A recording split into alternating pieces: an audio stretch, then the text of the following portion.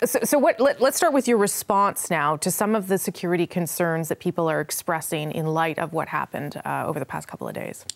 Well, we're all devastated by what happened in Paris on Friday, and you know, it was certainly a number of horrific acts. Sure. And very sobering. And of course, those kinds of things have actually happened in several countries over the last week, and indeed after several weeks. Having said that, the issue of security has always been on our mind as we've addressed this issue of trying to bring 25,000 Syrian refugees. Security has always been paramount to us. No less so, of course, because of the Paris attacks. It will always be in the forefront of our response to this, but it will also not affect our ongoing compassion and our sense that we as a country need to respond to a humanitarian crisis. Okay, let me show you a little bit of what Saskatchewan Premier Brad Wall, who we're going to speak to later in the show, has to say about what he calls an arbitrary timeline that he thinks is putting too much pressure on the government and maybe even the entire system. Take a listen. What has been potentially omitted or changed about the screening process, because we know something's been changed. We're going from years to a couple of months in terms of the wait time. Okay, so let's start with his request that you not try and desperately meet the promise that you made during an election to bring in 25,000 Syrian refugees by the end of the year. So our platform commitment to which Canadians responded has always been that we would bring 25,000 Syrian refugees to Canada immediately.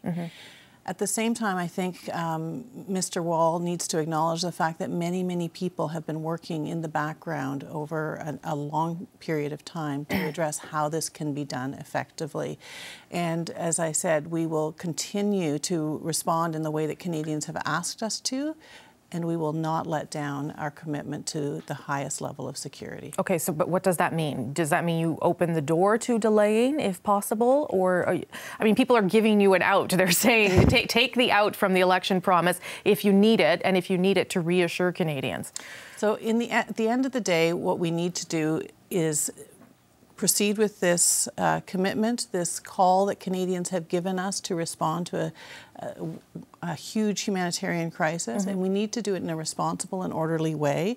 We need to do it in a way that we will look back on years from now and say, we responded to that crisis in a way that Canadians can be proud of. We reached out to people who are fleeing terrorism, who are fleeing war, and we cared for them, but we will do it in a responsible way, and we'll take the steps that are necessary. So is the deadline still something you intend to meet?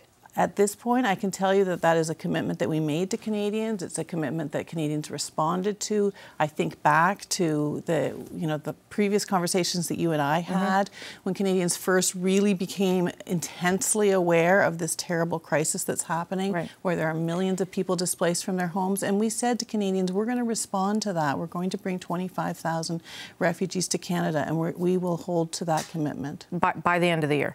You know, I'm sorry to insist on it, but that does seem to be what one of the concerns right now is the timeline, whether you can meet the timeline, and whether the timeline is the most important part of it. The most important part of it is responding to this humanitarian crisis while never, ever letting down our guard on the security needs that Canadians expect us to address. I know that you are still, you're dealing with things, you've got things on the table in this committee. What kind of security are we looking at, and where would the screening process take place? I think that's a question a lot of people have. Would it take place in the camps? Would it take place when the people are already here? So we are, and I do appreciate that it requires patience on the part of the public who really want to know the details of this, and we do expect to have a detailed announcement in the coming days that will respond to some of those questions. These kinds of questions that you are asking are being asked and are being addressed through a huge team of people that are working round the clock, worked all weekend long to try to address how we can do this most effectively, most responsively, and also addressing the concerns. So the specifics of exactly where the screening will take place, I'm not at liberty to give details on right at the moment. But please, I hope that your viewers will be aware that this is something that we're taking very seriously. When then, I guess is the question, because we've been waiting. I realize you've been in government for 2 weeks, but this is something, given the self-imposed deadline, this is something you would need to start doing fairly quickly. So are we talking this week, beginning of next week? We hope to have an announcement hopefully by sometime next week. Okay. We should be able to give some details on that. And as I say, it's important to know that very much work is being done behind the scenes by some incredibly impressive people in the Public Safety Department, in the National Defense Department, of course, in my health portfolio, and with the Ministry of Immigration, Refugees and Citizenship. Let me ask you about your portfolio, the health portfolio. What is the best approach in terms of making sure that people are healthy and are going to be okay to come over here? I know you've talked about polio and other concerns. What concerns do you have for the health of people we'd bring into the country? So interestingly, Syrians in general are a relatively healthy population. Of course, they've been devastated by this war that's gone on now for almost 5 years, and so we're looking at issues that are related to that, and so many health issues related to the conflict itself and the mental health issues that roll out from that. There will, of course, be infectious disease concerns. People have talked about tuberculosis, which is something we're well aware of.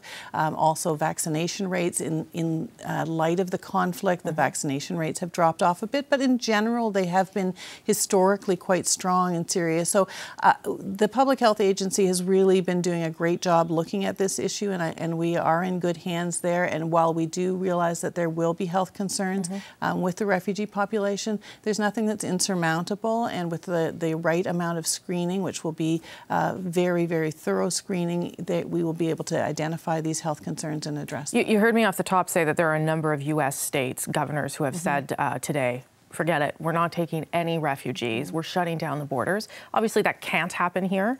It works a little bit differently, but what do you make of that kind of response?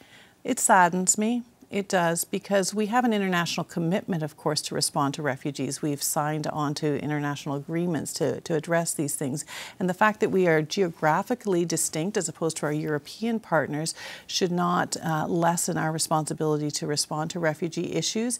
And as I say, Canadians in general, while they are raising these issues, understandably in light of the Paris attacks, Canadians recognize that they want to respond. They see millions of people fleeing from the very terror that we fear, and millions of people having been displaced from their homes. And they say, Canadians in general, we've seen people across the country, people email me on a daily basis saying, what can we do to help?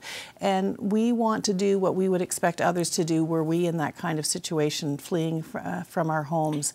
And I'm really delighted that Canadians want to do that. We will make sure that we do that responsibly, but we will do our part. Okay, Minister, we'll leave it there. You'll come back once we know more details. I look forward to it. Okay, thank you. I appreciate it.